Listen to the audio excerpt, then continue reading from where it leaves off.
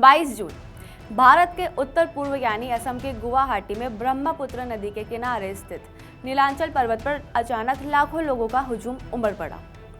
देश दुनिया के बड़े बड़े तांत्रिक, अघोरी, नागा साधु और वीवीआईपी लोग एक रहस्यमय घटना के गवाह बनने के लिए एक जगह जमा होते हैं। एक ऐसा मंदिर जहां गर्भगृह में मां दुर्गा या सती की कोई मूर्ति नहीं है। एक ऐसा मंदिर जो 3 दिनों से पूरी तरह बंद था, क्योंकि मान्यता है कि इन 3 दिनों में यहाँ बहने वाले प्राकृतिक झरने का पानी पूरी तरह लाल हो जाता है। हम बात कर रहे हैं 51 शक्तिपीठों में सबसे रहस्यमयी महापीठ मां कामाख्या धाम की, जहां साल 2026 के ऐतिहासिक अंबुबाची मेले का आखिरी दिन है। आखिर क्या है इस मंदिर का वो रहस्य जो विज्ञान को भी सोचने पर मजबूर कर देता है? क्यों इन 3 दिनों में मां कामाख्या के दर्शन भगवानों के लिए भी वर्जित हो जाते हैं? आज के इस स्पेशल एक्सप्लेनर में हम कामाख्या मंदिर के बनने की पौराणिक कहानी से लेकर इसके तंत्र मंत्र के रहस्य और अंबुबाची मेले के वैज्ञानिक और आध्यात्मिक महत्व के बारे में जानेंगे। नमस्कार, मैं हूँ आपके साथ जयश्रिका।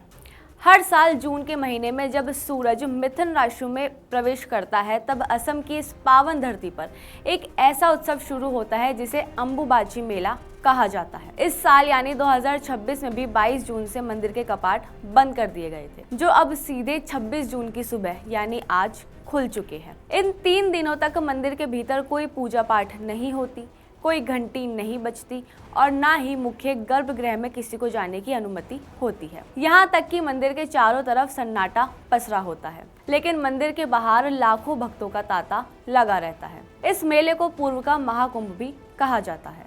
अब सवाल उठता है कि आखिर ऐसा क्या होता है इन 3 दिनों में?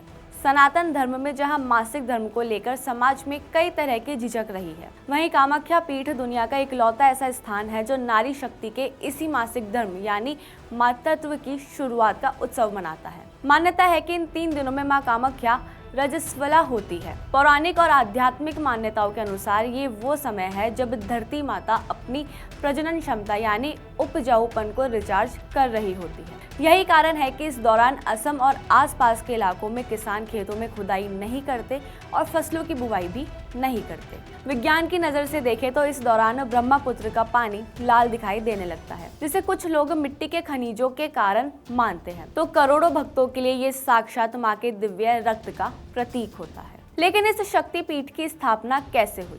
इसके पीछे की कहानी भगवान शिव और माता सती से जुड़ी है। प्रजापति दक्ष ने एक महायज्ञ का आयोजन किया था, जिसमें उन्होंने भगवान शिव को आमंत्रित नहीं किया था। अपने पति का अपमान सहन न कर पाने के कारण माता सती ने उसी यज्ञ कुंड की अग्नि में आत्मदाह कर दिया था। जब भगवान शिव को ये पता चला तो वे क्रोध और वियोग में सती के पार्थिव शरीर को उठाकर ब्रह्मांड में तांडव करने लगे। ब्रह्मांड को नष्ट होने से बचाने के लिए भगवान विष्णु ने अपने सुदर्शन चक्र से माता सती के शरीर के 51 टुकड़े कर दिए थे। वो टुकड़े धरती पर जहां जहां गिरे वो स्थान शक्तिपीठ कहलाए और इसी नीलांचल पर्वत पर माता सती का योनि भाग भी गिरा था। चूंकि ये रचनात्मक और उत्पत्ति का केंद्र है, इसलिए इसे सभी शक्तिपीठों का महाशक्तिपीठ कहा गया है। एक और कथा है कि प्रेम के देवता कामदेव ने जब शिव जी के क्रोध से अपना रूप खो दिया था, तब उन्होंने इसी स्थान पर तपस्या करके अपना काम यानी सौंदर्य दोबारा प्राप्त किया था। इसलिए इस क्षेत्र का नाम कामूरप और देवी का नाम कामाख्या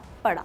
कामाख्या मंदिर सिर्फ आम भक्तों के आस्था का केंद्र नहीं है, ये पूरी दुनिया में तंत्र साधना का सर्वोच्च गढ़ माना जाता है। कहा जाता है कि जो सिद्धियां दुनिया में कहीं नहीं मिल सकती, वो अंबुबाची मेले के दौरान कामाख्या में 3 रातों की गुप्त साधना में मिल सकती है। यही वजह है कि इन दिनों आपको मंदिर परिसर में ऐसे ऐसे अघोरी और नागा साधु दिखेंगे जो साल भर हिमालय की गुफाओं में रहते हैं। वे यहाँ आकर मारण, सम्मोहन और स्तंभन जैसे गुप्त तांत्रिक विद्याओं का अभ्यास करते हैं। लेकिन सिर्फ साधु संत ही नहीं, भारत के सबसे बड़े राजनेता, मुख्यमंत्री, केंद्रीय मंत्री और बड़े उद्योगपति और बॉलीवुड के सेलिब्रिटीज भी अपनी सत्ता, शक्ति और सफलता को बनाए रखने के लिए यहाँ गुप्त रूप से पूजा करवाने जरूर आते हैं। मान्यता है कि मां कामाख्या के दरबार से कोई भी खाली हाथ नहीं लौटता।